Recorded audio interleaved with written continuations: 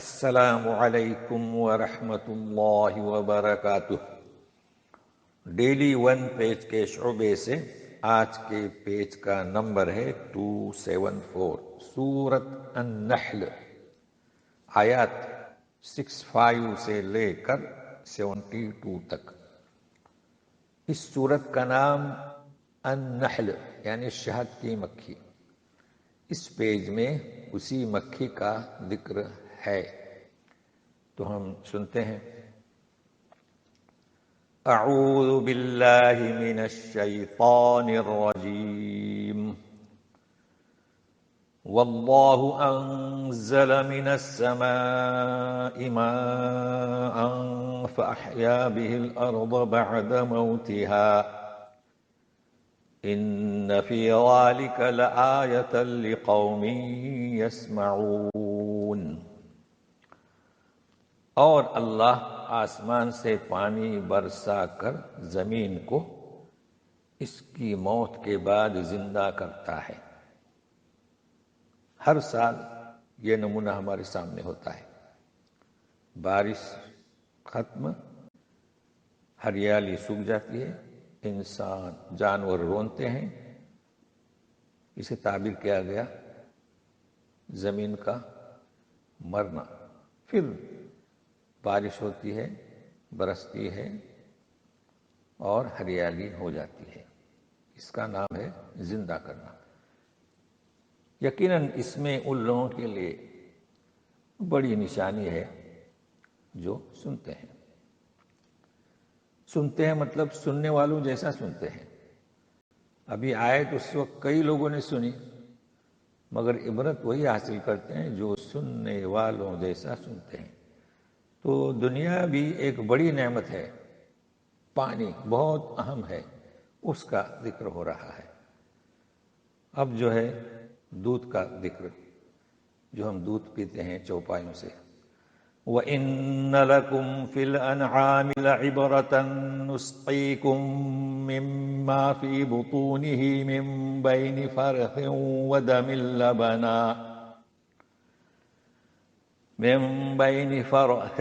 ودم لبنا خالصا سائغا للشاربین۔ چوپایوں میں بھی عبرت ہے تمہارے لیے۔ اب وہ عبرت کیا؟ پلاتے ہیں ہم تمہیں ان کے پیٹوں میں سے، فی بطون ہی، اب پیٹوں میں گوبر، خون، اس کے درمیان سے لبن۔ دیکھیے نشانی، گوبر، خون کے درمیان سے لبن، جو خالص ہوتا ہے، خوش ذائقہ ہوتا ہے پینے والوں کے لیے۔ اب لبن کا ترجمہ دودھ، جی، لیکن جو خلیج میں رہتے ہیں وہ تو لبن اور حلیب علیحدہ علیحدہ دو چیزیں ہیں۔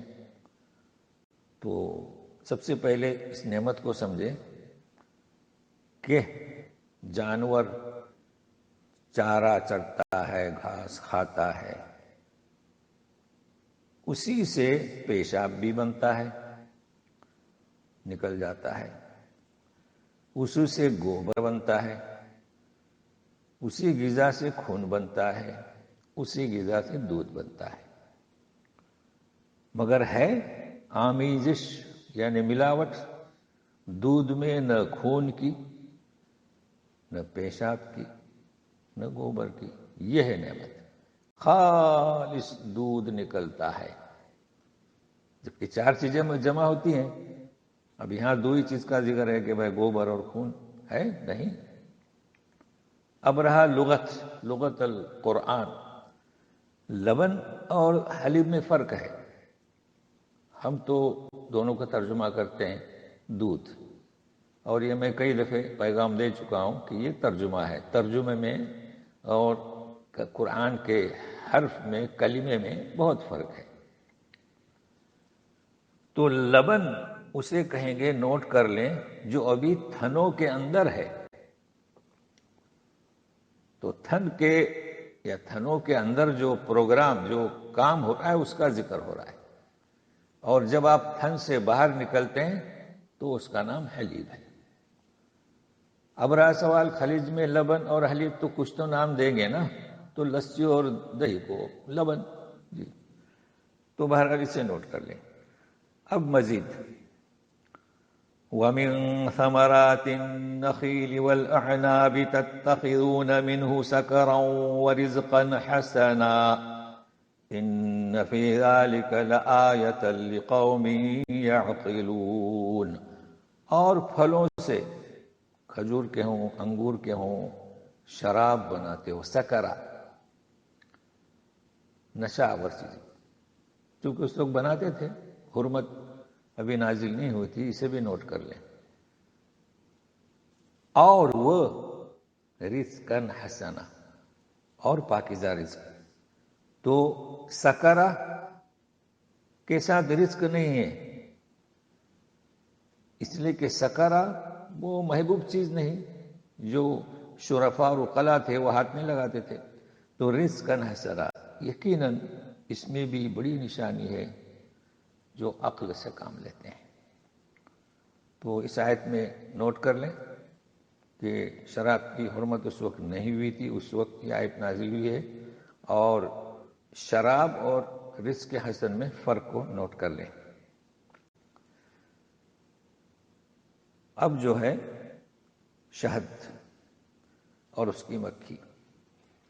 وَأَوْحَى رَبُّكَ إِلَى النَّحْلِ أَنِ اتَّخِذِي مِنَ الْجِبَالِ بُيُوتًا وَمِنَ الشَّجَرِ وَمِمَّا يَعْرِشُونَ. وحی کی تیرے رب نے شہد کی مکھی کی طرف. اب وحی سے آپ جانتے ہیں کہ وحی کی اقسام ہیں. ایک تو وہ شرعی وحی جو نبیوں کی طرف ہوتی ہے، اور وہ جو القاء جسے ام موسیٰ کی طرف ہوا تھا.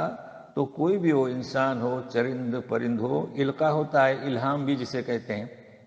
اس لیے کہ شہد کی مکھی جو اپنے اس روٹ پر جاتی ہے، پھلوں کو چوستی ہے، پھر واپس لوٹتی ہے، پھر اپنے وہ جو چھتا بناتی ہے اس میں بیٹھتی ہے، اس سے پھر شہد بنتا ہے. یہ سب الہام ہے اللہ کی جانب سے.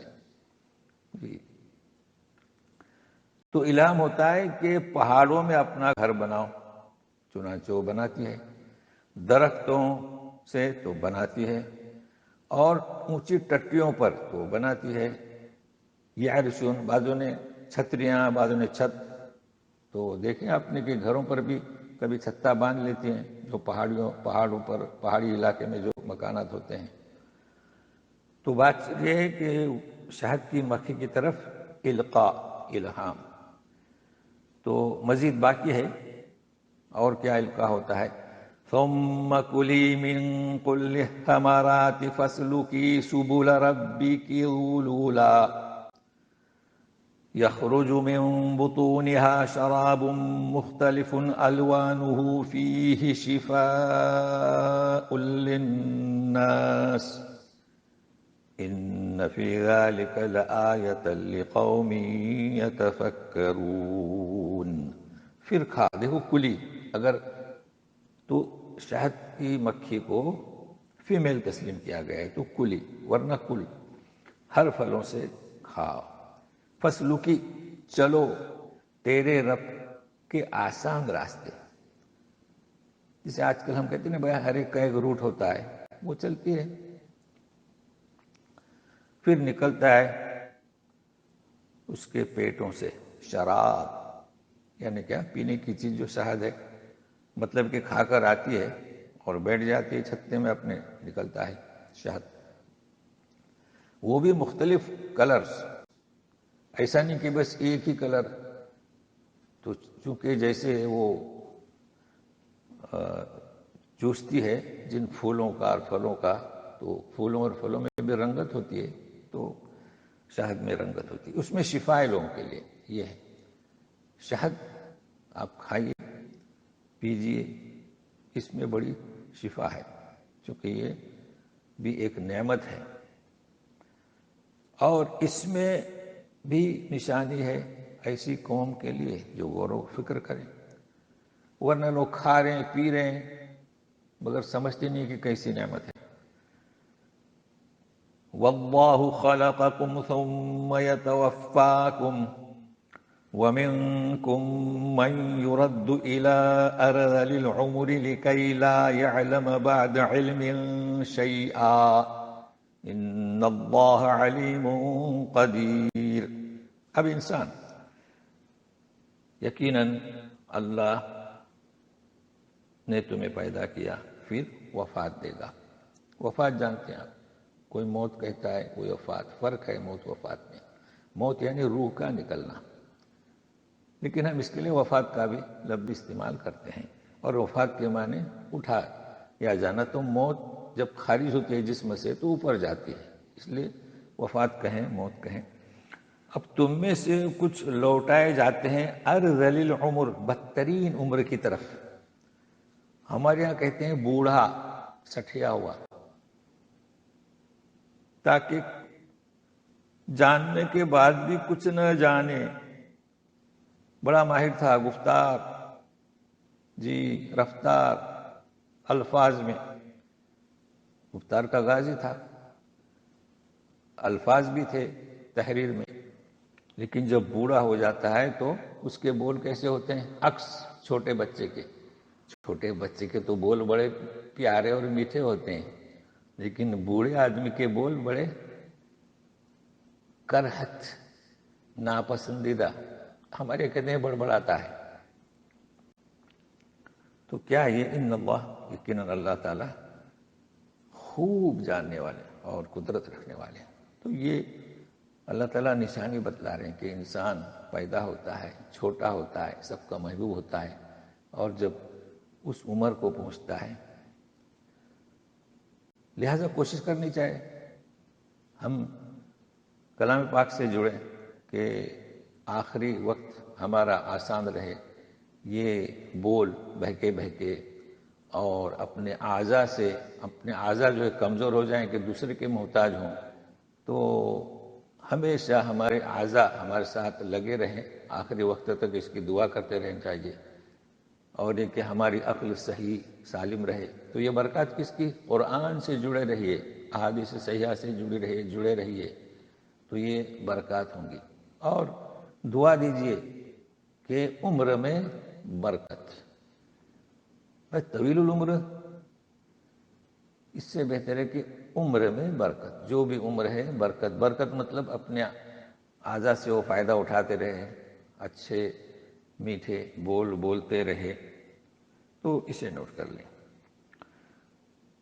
واللہ فضل بعضکم علی بعض فی الرزق فما الذین فضلوا براد رزقهم على ما ملكت ایمانهم فهم فیہ سواء افبنعمت اللہ یجحدون.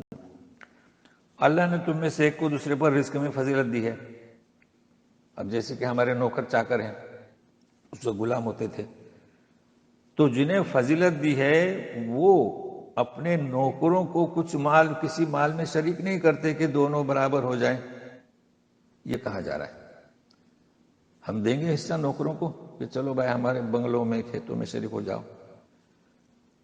تو پھر اللہ کی نعمتوں کا کیوں انکار کرتے ہو اور اللہ کے ساتھ کسی کو شریک کر دیتے ہو؟ یعنی جب اپنے سرمایہ میں نوکر کو اپنا شریک نہیں کرتے تو اللہ خالق جس نے ہمیں یہ سب کچھ دے رکھا ہے اور دے رہے ہیں، اس کے ساتھ کسی کو شریک کیسے کرتے ہو؟ اسی یعنی مخلوق کو ہی. یہ توجہ دی جا رہی ہے. اولیاء کو، بتوں کو فرضی نام دے کر اللہ کا شریک. تو خود سوچو اپنے بارے میں کیسی نصیحت ہے. واللہ جعل لکم من انفسکم ازواجا وجعل لکم من ازواجکم بنین وحفدة ورزقکم من الطیبات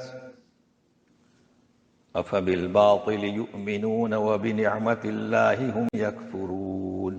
اللہ تعالیٰ نے تمہاری ہی جنس سے جوڑے بنائے، مرد عورت، تاکہ انسیت باقی رہے، اور تمہارے جوڑوں سے لڑکے اور پوتے. دیکھیں حفدہ، پوتے بھی ہیں اللہ. اور پاکیزہ رزق، کس قدر بڑی نعمت ہے. جوڑے بھی اپنی ہی جنس سے اور یہ اولاد تو پاکیزہ رزق جس کا بھی ذکر ہوا، اس کے باوجود باطل پر ایمان لاتے ہو،